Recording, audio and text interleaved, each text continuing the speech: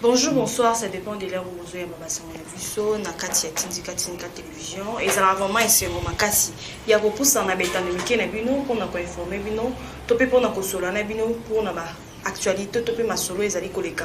Nakati yamboka la biso fidèle internaute, l'autre zali na mona mboka sans rival, to komeka kosala na vraiment analyse sur ma question ezali actualité politique directement on peut s'emboter na sans rival ou azali invité na ngambo. Mbote c'est fort. Qui mise allé? Moi, je connais bien. Tous allés. Directement, si je les allais vraiment y actualité politique, en passant en bourse, on fait ça va voter. Na ba prochain papier qui est rien qui sauvé, mon vieux Lucas Castel à Londres, mon vieux Dimbu à Londres, na bosse noté, mon vieux Guy les Parisiens na Katia Londres, Guy les Parisiens na Katia Londres pe na bosse noté, mon vieux Rabaka sur en France. Directement en mboka tosili comment la rentrée scolaire et si liko sala malakati ya mboka na biso mais bazali koloba to bezali koloba maete rentrée scolaire vraiment ezali récité to boluka to seulement intervention par rapport à la rentrée scolaire ou ici Kobanda. Bon voilà, je crois que la rentrée scolaire est salami la rentrée scolaire est belée à la Kabongo na ibandeli ils la kaka une rentrée timide pourquoi parce que vous savez Congolais dans la cas prêté na ba uniforme prêté na ba mobile pour na bana donc le temps que baba dans déjà classe après une semaine après 2 semaines après 1 mois les bakamoyo zonga nango normal mais Congolais depuis tant Mobutu rentrée scolaire ils en ont ka boye ils en ont ka timide parce que social n'a le validité ceux qui va foutre $2,000 $3,000 et que 500 longues pour na bana 1000 longues pour na bana aux anons na kimia na bana bazonga kitoko sans problème mais awa mbongo ya pasi pour na kangisa ngo na bana 1700 otangisaka ezala ka bongo kende na noya na uniforme akala bana pe ba kene sengote ça a toujours été comme ça et d'une autre part intox moko zo uta makasi pour na ko senga été ma profession ba pesa courte bana ba pe ba lakisi ba ye bana ko pesa courte mais ba fouti be enseignant te yoki moi bon on a yebité bana histoire et enseignement bana na Congo pour la rentrée scolaire au monde na puis rentrée scolaire les 9 ba fouti ba enseignant na yebité kindoki onini mo congolais na yebité ki bondo kitoni que rentrée scolaire les 9 professeur azo qui ne rentrée scolaire ba fouti ah mais non tout ça là-bas tout ça c'est tox de la catholique moi pour sa gratuité enseignement ya Fatima kasi na ba façon nyonso pour ka échouer président ba lobby que uniforme ba tekate na l'école mais uniforme ba teka na l'école catholique ba monte ba teka 100% teka ba uniforme na ba on a pris na ba on paye les choses pourquoi que nous ko na ba parents boy vous comprenez ba mo belé je sais les makara pour na ko yeba na ko ba ba ko échec kaka ya gratuité de l'enseignement. Voilà, mais ici ma pécate. Mais moi mboka to sile comment na ngambo ya Belgique to mona ki bakanga ki étudiant moko na ngambo ya Belgique azaki ko. Abimi déjà. Si ba libéré mais ba te comme si bazolo ba actuana ba bazolo ba izali par rapport à message chef de l'État s'il est coupé ça a ordonné qui ba bibisa mais ba tout bazo ignorant ba chef de l'État social le côté alors que ba makamusa so ela ka kopusana ba makamusa so ko salate. Intervention par rapport à arrestation ya étudiant wana et puis libération. Bon, en fait, par rapport à l'arrestation, c'est du passé. Ce n'est plus à la haine parce que ma marche, bon, c'est moi qui ai ma casse. Il y a ma casse. Vous savez, dans ma pays, il y a toujours moi débordement. La fille de style de xénophobie, dans ma boca, monsieur Souboye, tantôt on va babomi, Guinéen, Moroboye, Basili, qui n'était pas couteau, Banoir, Banoir, tout ça. Il y a toujours des débordements, il n'y a pas trop de commentaires à faire là-dessus. Dès qu'on a mis au Congolais, Vanamboula na Belgique. Koko na biso biso batanga na Belgique wana lokola ba liaou peut pas na bino za koko batanga na Belgique wana mona ma bete Belgique ya mana ngo ba congolais bien bato belé boyebi ba vanda na Belgique moula ba vanda na Belgique alors inutile ya ko komisa kamo ko koma lokola soki ndenge non mais ce qui est mieux zali ba to si mokonzi mboka intervenir ba bimisi parce qu'il est le président de l'Union africaine. Donc tous les Africains sur Bassel Mabé faut réagir. Dossier assez jusqu'à ce moment tout le monde a élo comment côté c'est le parce que tout le monde qui va profession religieuse na ba imbo kasenko bazali ko yoka la tête siko to éviter ce que ko bakisani bazo sala bon pour na ko retarder l'élection en 2023 Tony. Non, vous savez ya liboso nano Fati aza ne boye na makambo yango atiki bato na bato basala mosala na bango baconfession religieuse baza na décision ozo te. Je vois catholique na ECC parce que catholique ils ont dirigé na ambongo te ils ont dirigé pe na chole te kay comment le rwanda ba onde ba dirigeant te ngana zolo bela 5 wana 5 ils ont dirigé na bateto bomona te 5 ils ont le domaine privé ya Moïse Katumbi na ba bendele ba belge 5 ans ngo mona kana domaine privé ya Moïse Katumbi na ba 5 il faut décision te pas ya Moïse Katumbi na ba bendele puis na Kagame na kati ceux qui bango bazosala manœuvre na bango osani ato bondeli basango ata omi bomi basango bana oui ya koloba te bape na no ya koloba te soki décision ewute pa Katumbi te ewute pa Kagame te et puis ewute pa Belge te mais ba français te il y a un blocage nyonso bozomona ya mwana mais ko retarder pe ko kipe ko retarder élection et loko ba yimbo ka pe bazali ko banga biso bazolo ba ete boye pe tata ko ko profiter to pe glisser ko sala. Mais écoutez, qu'on retarde ou pas, moi je crois que ça ne change rien parce que Fati n'est pas attends les choses à la poko. On doit créer à ça. Non, on veut que Fati. Attends, you moka n'enga yib ça. Tant la gata mutumo. Candidat moko oyo ako convaincre Fati na élection. Asa na été. Oyo monyo yo yebitanga. Ko ngana ko yebisa yo façon ni o candidat wana akomata na kati ba voix ya Fati te. Azati autant ngana fayul. Faut le faire batute. Tanya kimi match. Autant la ngandani. Alors à retarder au glissement et le bien dans Fati 2023 Fati a cause la réélu. Alors il y a pas de souci bande ko bazane besoin ya 5 ans bazane besoin ya bacha trouble pour que to kende na transition afin que ba kotisa Fayulu na kati ya institution et comme 50-50 au moment où FCC cash c'est bon ba côté ça siko Fayulu et comme siko partage ya pouvoir ndi iloko bango bazulu kaya mwana ba ba besoin te que mandé si là tout que na élection mususu ba yebika que faut gagner ne kaka ba gagner ne kaka donc bazulu créer par tous les moyens désordre même quand on a mon café que oh tout que la négociation de la mission au gouvernement ce qui est l'union nationale ce gouvernement c'est ce qu'ils cherchent parce que jusqu'à présent ils ne se retrouvent pas bazati ba Fayulu bango nous na bazana bango te la institution ou ba ko sabino poani alors ce qu'on va créer ba désordre le peuple congolais ça la mo qui a comme mire aza ko comprendre o nyoso bango bazo sala wana bino bozo ba leader ya bato bon dirigeant ka bato évangélisation ngo on reconnaît un bon arbre par ses fruits.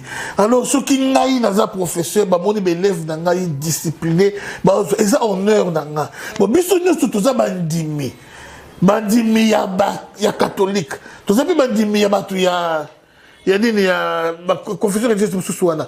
Ba oya ba musulman baza ba biso tout bandimi. Mais bango mutu bakambaka biso. Mais nini baza incapable yan bana o ba bakambaka ba bimisela biso mutu a diriger seni.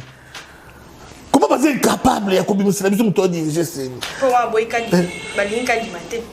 Comment choisir en dehors Kadima c'est un Congolais. Kadima c'est un Congolais. Au moniteur, on sent malonda. Démonstration, balabala. On a vu les gens venir de tous les coins et recoins du Congo. Pour la quitter. Mais Baboui Kadima. Babi balabala. Et il se trompe quand il m'a choisi à Fatite.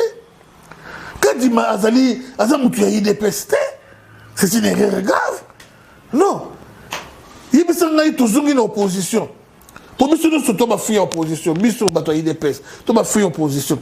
La question marche, on y a le Kadima. Si tu as une photo. Si tu as une photo, on marche et le Kadima. Exactement.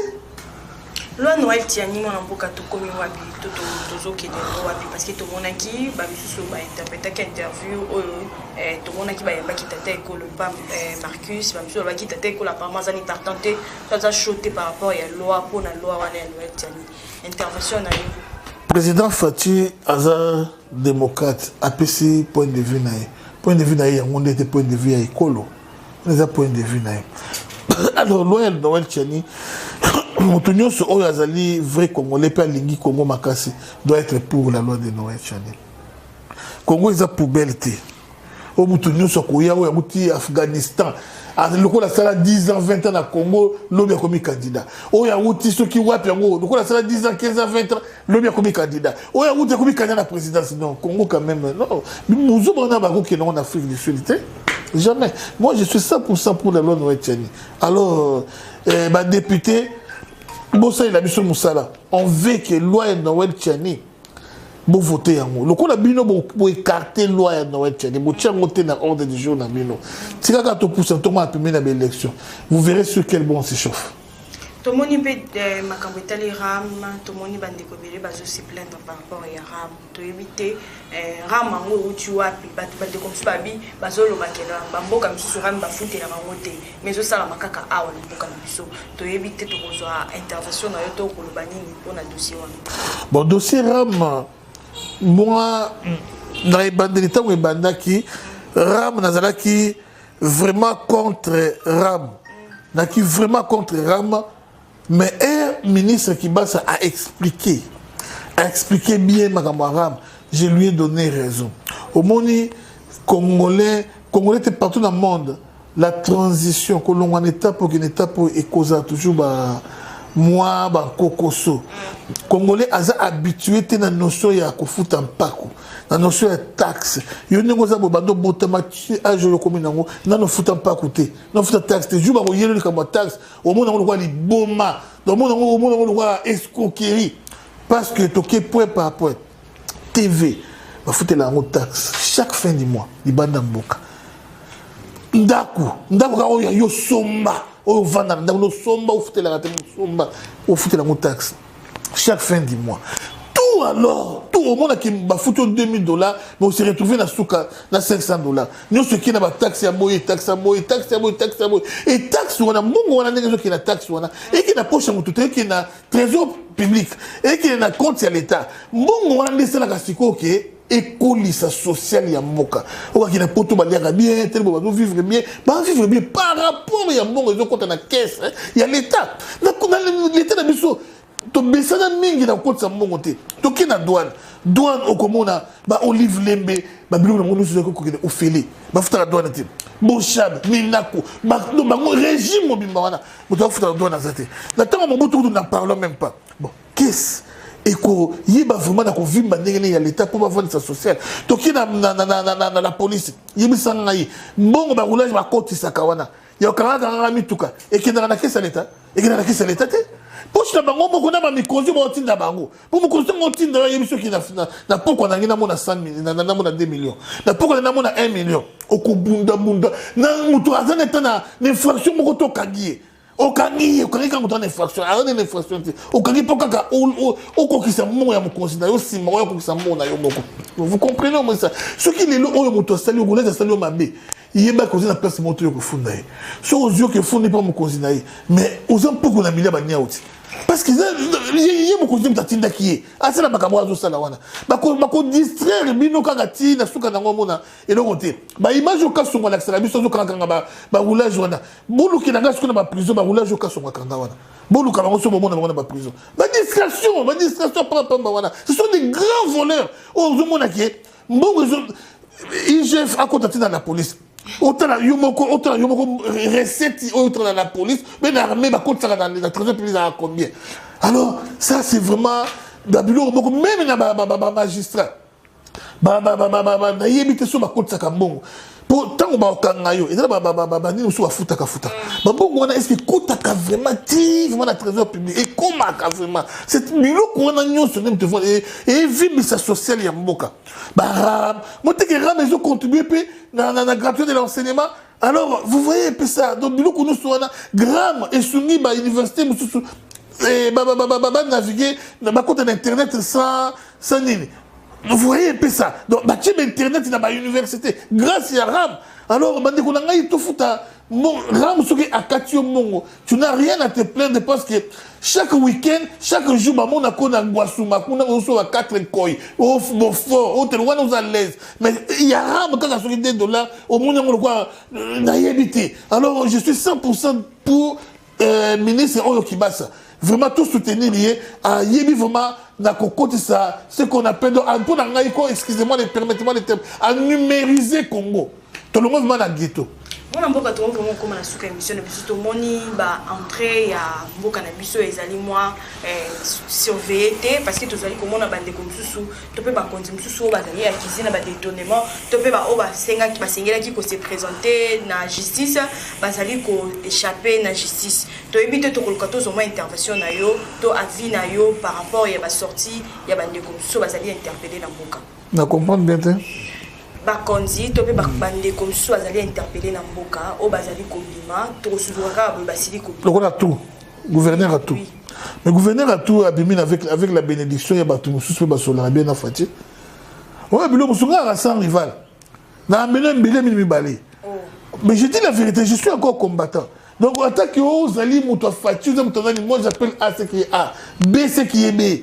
Bande comme sous banana fati bon rendre vraiment tâche difficile la président comme bonjour aider non à tout abîmé avec la bénédiction de la ceinture de Fati c'est ça alors biloko bon ça madame té et ça vraiment mienté et puis tout sunga mokonzi mboka lokola boyebi ke mokonzi mboka alingaka peuple na ye mingi alingaka peuple na ye makasi pe a restaurer démocratie na état de droit et comme le quoi faiblesse pour na ye et comme il ko la faiblesse ngai sans rival na zo senga na mokonzi mboka longwana na biloko ba démocratie na les Congolais n'est pas encore prêt pour la démocratie vous mettez des coca jam dans nzela na yo moko vous êtes en train de creuser votre propre tombe. Mais même si on a dictature, mais même si on a Fimbu, Congolais, il y a Fimbu. Mais déjà le système de dictature. Les plus grands démocrates du monde. Attends, Macron, démocrate, pourquoi Fati?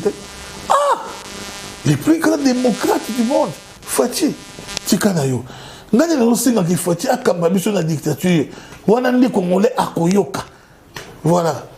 Merci vraiment moi mboka to vraiment comme la souka le souka message nous repère ça na peuple congolais au bas 8 ans Rolanda yo et puis numéro na yo pour que to chiter l'émission. Merci d'abord na moi sur Kitoko ba bengi king ya ba Sephora ya ba king vraiment des gros bisous à toi bande ko bo moné na ba bilili peut-être que bo moné bien té mon ya live au CP le risque divorcer. Voilà.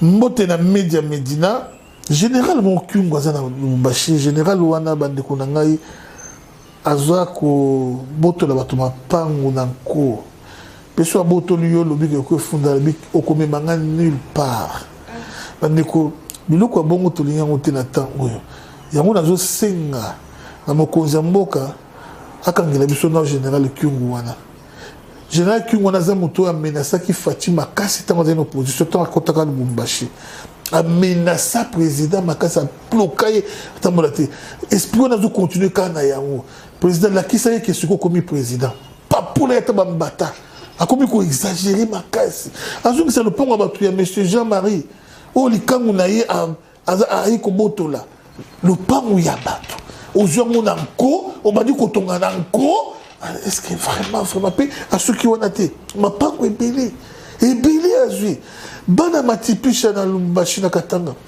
base ba combattant ba congolais nyonso boteleme la général Kyungu oyo iza sous-temps ya Mobutu te ba trafic de influence onga mwana ya onga telia mais yesi koyo ya wana azata na yete aza même pas na Fati mais aza ko s'imposer muto Kabila aza ko s'imposer nanko bandeko vraiment na linga na yoka son na yoka son na nenga bien na yoka son mapango batu ezonga likambo etali pas c'est port batu baleli ko nous sur monde baleli Afrique du Sud ba bengi ngai ba pesa ba $300 passeport is $100 mais bo pesa ba $300 pour qu'en fait bo pesa même bo pesa un coup de ta passeport mais bo escroquer bango pour 2 ans yango passeport ezwamité ezwamité yango nazo senga na président Fati ba ambassadeur nyonso longola bango ambassadeur na yo moko pas até ba mona no soutien ambassadeur Kabila tika baza ko saboter régime bazali ko détruire œuvre ba ko détruire musala na yo zali ko sala bana na ambassadeur wa Afrique du Sud Koko oye anabité atina baka na ko kika poza ambassadeur bendengene asali ata 30 ans na ki ambassadeur longola ye taba na ba reçu ya bato awa plus de 60 oyo ba pesa mbongo na pour na passeport plus de 60 2 ans et demi en gros. Baza na passeport. To kolobani ni mpoko ayibi mbongo na bango mpoko un escroc, un voleur. Alors il faut akangama. J'ai fait yo qui n'a pas l'ambassade qui n'est pas dans l'ambassade ko kangila de son mpoko s'il vous plaît. Son excellence, ba diplomate belé. Oya biso ba congolais ba libanda baza batu na yote. Yango mona ka moko. Organisation manu ya manamu vous mettez bien te ceux qui ont voyagé. Ba congolais ba yamba yo ndenge sengeli ba yamba yo ba selo sengeli ba sala o mona ba congolais ba ko beto matolo liboso libanda ba no beto matolo pa to liate soni tout ça pourquoi parce que on a batouté na ambassade on a batouté longona bango nyonso tia batu oya yo tokina union sacrée. Président, moi Mbanda, ba memaka ye soka lali. Soka lamuki akoluka mama na ye. Et nous c'est qu'on est composé à 80%. Ya bato Kabila. Bato wana baboya Kabila te. Bato wana baboya de chômage. Bato wana balinganga yo te balinganga de Kabila. Parce que Kabila a facilité bango ba yiba ne balingi. Yo mona ba matata ponyo ba millionnaire. Yo mona ba te ba millionnaire. Alors, vraiment, mon Konzambo, ne faites pas confiance dans l'union sacrée, ne faites pas confiance dans l'assemblée, en commençant par numéro 1 assemblée. Mosso a toujours été avec Kabila. Ti a écouté la Kabila quand? Quand est-ce que Mosso a écouté la Kabila? Et Rio au PC discours il y a 6 jours. Discours il y a 6 jours. Au lobby, on peut très bien que Soki. Bah qu'on marche dans la vision on comme assemblée ni madame ça faut balengi ni balengi bah se soumettre non pour la tête qui va soutenir yote mais pour ma soutenir ma poste na bango. Alors 2023 bana bamana no so ba olamuka na pongi bana bamana na pongi so bana oya yo est-ce que ba kozala prêt il y a pas personne majorité dans la députation pour mi bana ba pauvre bana misalati baka na sans été quand na sans été bana oya yo propre baka na sans été luka opesa bana oya yo propre bana vaccin na yo force du progrès base na misala comme si qu'on permette bon en 2023 ba postuler et au cause majorité ya solo voilà ba pion na yo comité katé na mona union sacrée assemblée sénat rien au comme en 2023 mona kaka candidat adversaire nani badi Okokamwa, zelo mona 2 mois, 3 mois, 6 mois avant 2023, si le monde a barati tchelo libaya. Okamwa mboso tchelo libaya. Barati na mboso basali alliance, allez, soutenir par Kabila. Okamwe. Alors vraiment, tandis que biso basan rival boye jamais tchelo libaya. Biso ton vaccin. Yabana papa, les pères. Merci King. Yaba Sefoua. Ça arrive à numéro Plus de 143 85 5 7 7 1 7 7 1. Plus de 143 85 5 7 7 1 7 7 1. Merci à celui qui était derrière la caméra. Maxime Nata Kombo. Chaco. Ah, il a chapeauté à Keba, Bruxelles violet. Merci fidèle internaute, vraiment Nasuka, sans oublier Papa Damas Balabou, Nakadia, à Londres, Nangosagnote. Merci fidèle internaute, vous continuez que vous allez brancher, pescocher, la Tindika Télévision. Merci na Chaco. Ouais, ça sera toujours Wana, Mike Wizard de la réalisation. Quand on commence, on va la prochaine. Ciao, ciao.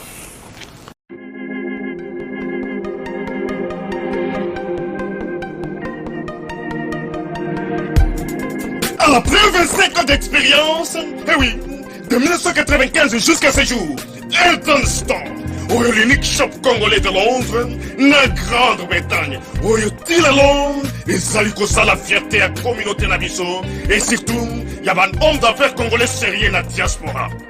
Oh yes.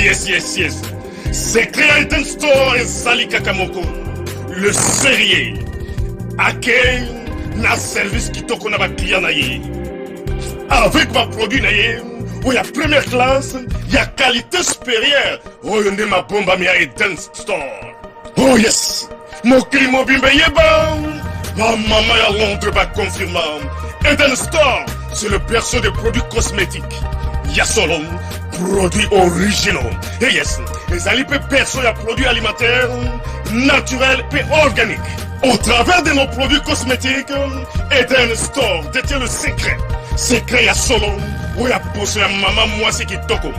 poso ya mwasi oyo mpenza bazali kolula poso ya mwasi oyo mobala kotala ye alemba te poso soki otamboli masanga nsima ewi yango nde baproduit ezotekama na kati ya Eden Store na baproduit alimentaire mpo ya Eden Store yango nde secret ya cuisine ya mama congolaise ewi nyonso kosepelisa mobali na yo ezali pondu matembele ngai ndole fumbwa ndunda bilembwe oyo nyonso mpenza oyo ekobonga mpo na cuisine na yo ezali oh yes olingi mobali na yo asepela na yo libela na libela olingi mobali na yo atalaka yo lokola mwasi azali kolula sika oh yes olingi mobali na asisa biloko nyonso otielaka ye na mesa sekre ezali kaka moko Eden Store.